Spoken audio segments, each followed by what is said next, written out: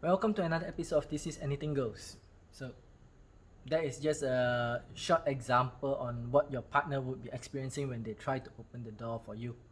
Alright, so I'm offering a solution today. I'm going to show you how to install a lock and unlock button for this car.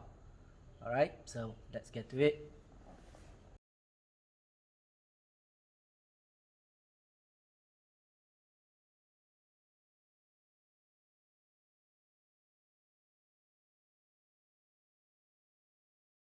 Alright, before we start taking things out, let's have a look at what we'll be needing. Alright, the first thing we need is obviously the switch. Alright, this is meant for Mitsubishi, so it will fit into the blank here perfectly. Alright, then we'll need some wires. We'll need a donor socket, because we'll be needing the pin on the inside. Alright, and then we'll need an electronic screwdriver set, and most importantly, we'll need the wiring diagram.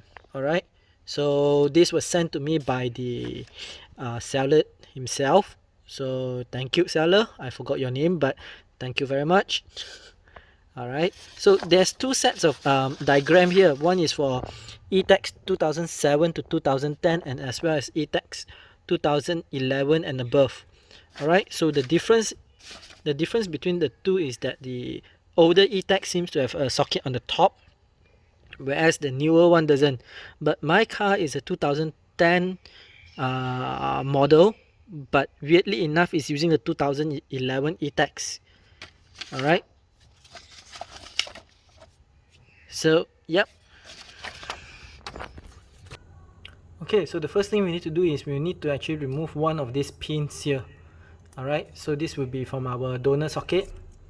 I can't remember which car. I think this was from my Proton Putra. Alright, so to do that, what we need to do is we need to get a very small screwdriver, which is why I suggest using the electronic screwdriver set, which is mainly all small tiny screwdrivers. Let me get these to focus first.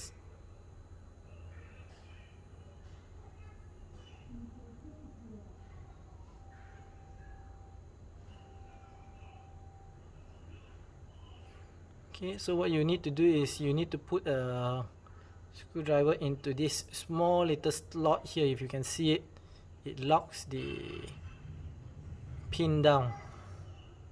Okay, just push it over there and then you pull from the back.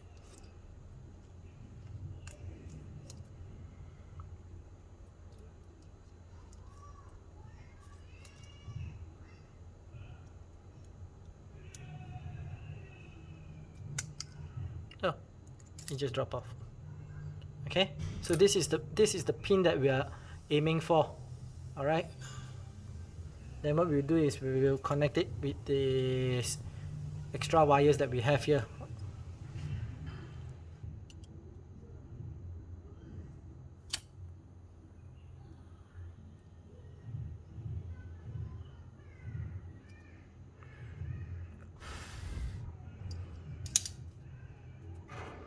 Okay. Okay, next we'll need to open up the glove compartment.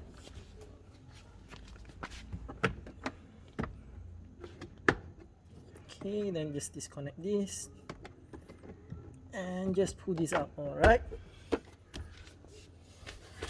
Okay, take this out as well.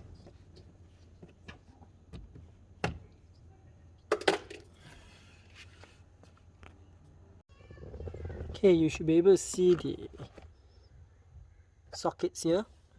So what we need to do is we need to remove some of the plugs here first so that we get better access.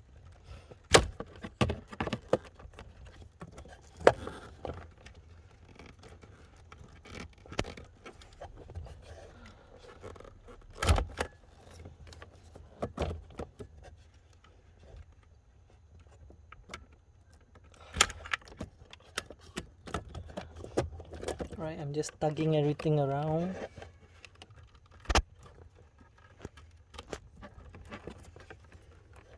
Okay, so this is the socket that we are looking for, which is the one over here. Alright, and we we will need to actually plug it into the third. Not sure if you can see it.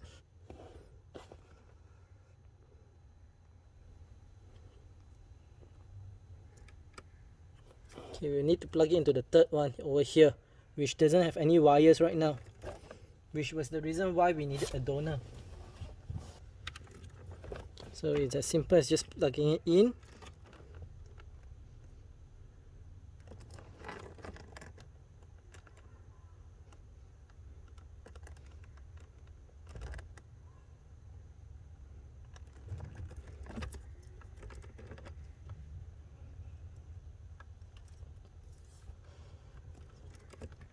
Then the next one we need to access is the one on the very bottom.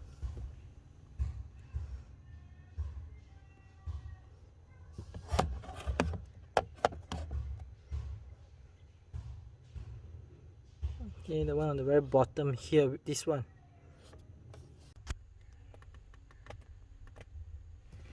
Alright, so after removing the bottom socket over here, we can actually access it over here. So we'll need to actually put it in to the slot, the second slot next to the purple, the one at the corner here.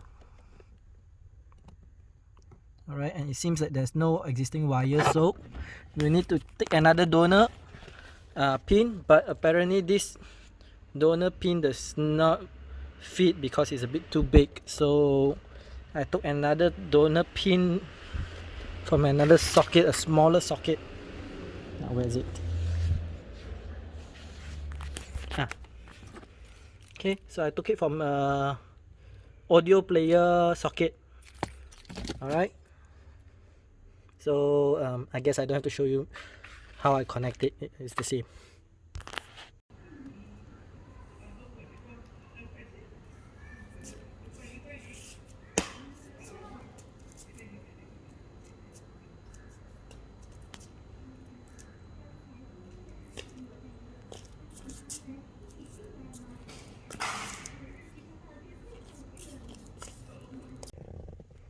Okay, now that we have gotten everything back, the wiring's done. One over here and one down here. Okay, I'm going to route this cable through the top here, then through the top, then come back down into over here. Okay.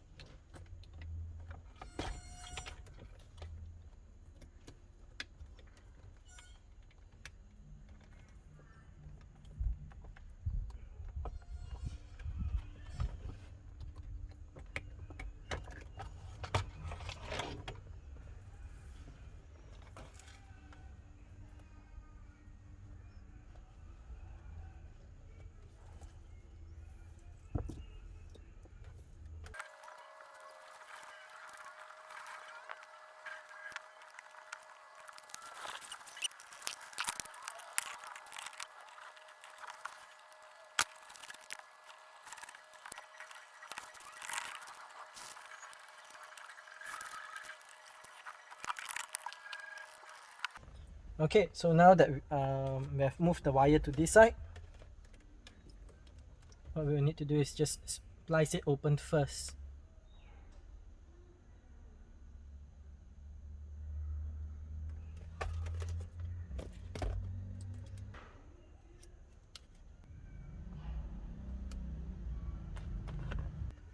Okay, so based on the switch diagram, the blue is for the lock signal, which I've wired it black onto the ETEX.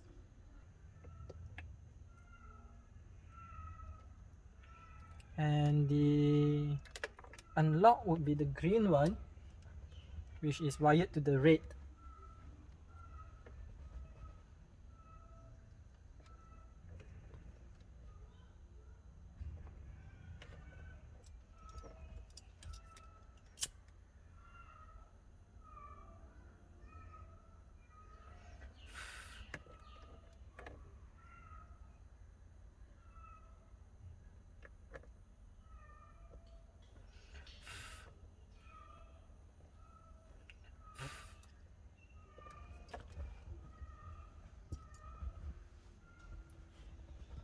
Okay, that's done. Okay, that's good. So now the next thing we need to wire is the ground and the black LED, the negative LED. Okay, so we can actually join these two, and I'm gonna connect it to a ground that I have wired here using what somebody call a butt joint, household butt joint. Alright, or you can actually just bolt it to any bolts or screws in the car itself. Okay, it's just for ground. Okay, that's tight. And the last wire, which is the red wire, this one goes to the positive for lights, which I have it over here.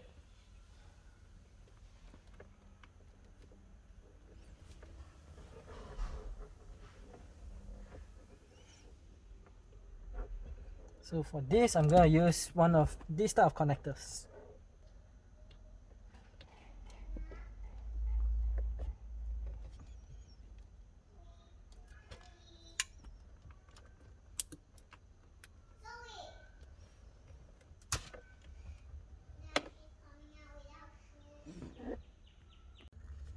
Okay, now that the wiring has all been done, we can either test it to see whether it works, or we can assemble back everything. Alright, so I'm assembling back everything first.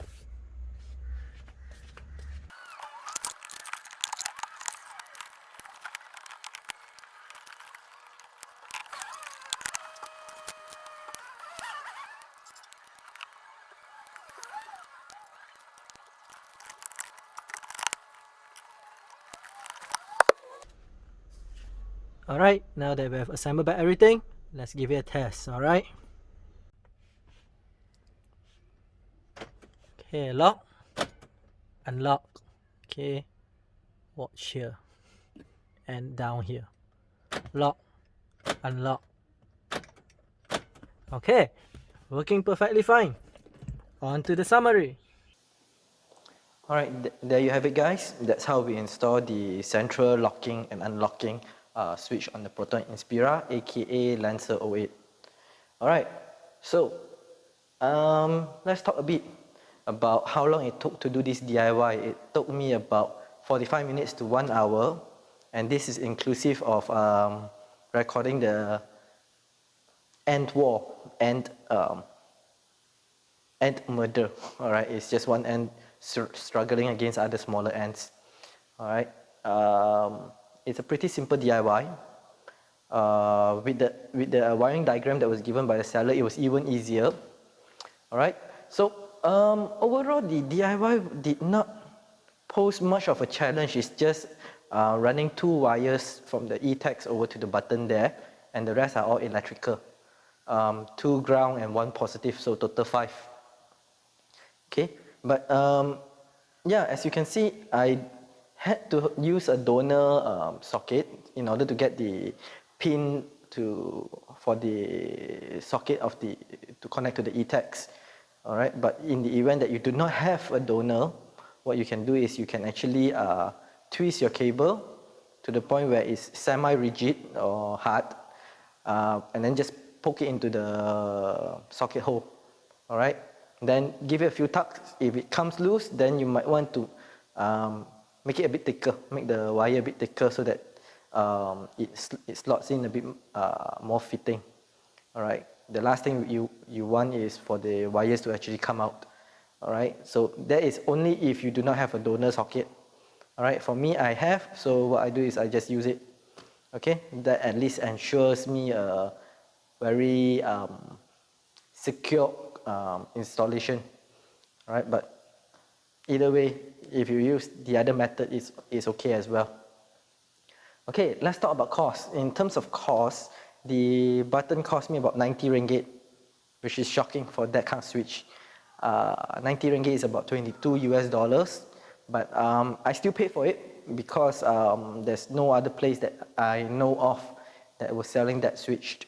All right, and shout out to the person that actually sent me the link to the switch. He wanted to pay for the switch for me, but I think I'll pay for it myself. All right, okay. So thanks, dude. Forgot your name. You ping me on Facebook, but thanks, dude. Okay, there's not much to talk about. Yeah, let's talk about the functionality. So when you press the button down, it changes to green color actually. And the way I wire it is so that even in the event that the car alarm is engaged, is locked from using the remote, if there's somebody inside the car, they can still unlock the car. And I would say that's more or less for security reasons, all right? I don't want to accidentally lock my child in the car and they have no way out. Okay? Yeah, that's all to talk about. There's not much. It's a very simple DIY. I hope you guys learn how to do it. Yeah. Okay, so as usual, if you like this, hit the thumbs up. If you dislike it, you can always hit that. But leave us a comment on how we can improve further, alright? And if you have not done so, please hit subscribe. I know there's only about 6% of you that is actually subscribed to my channel. Yeah, every subscription counts, alright? Keep this channel alive. Okay? Alright, if you like this, hit the share button as well so that your friends gain some knowledge on this. Alright? Till the next time, have a nice day.